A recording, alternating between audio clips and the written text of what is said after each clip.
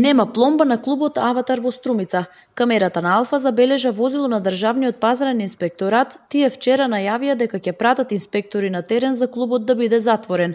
Вратите на Аватар беа затворени. Побаравме коментар од првиот човек на Струмица, Коста Јаневски, но од општината не информираа дека излегол и не знаат ниту каде е, ниту кога ќе се врати.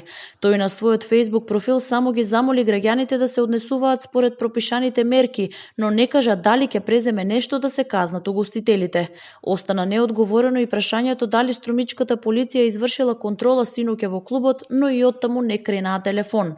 Алфа не доби одговор ниту од менаџерот на клубот Никола Тунев на прашањата зошто овој ноќен клуб е повластен и за него не важат законите, како и дали сопственикот е всушност зет во семејството на екс-премиерот Зоран Заев.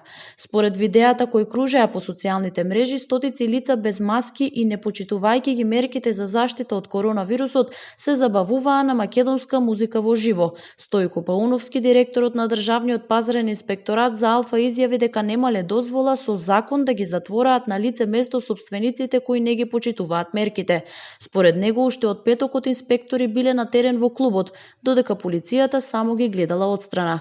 На само неколку метри зад нас се наоѓа ноќниот клуб Аватар, каде што викендов стотици луѓе без заштитни маски и не почитувајќи ги мерките за заштита од коронавирусот се забавуваа на македонска музика во живо.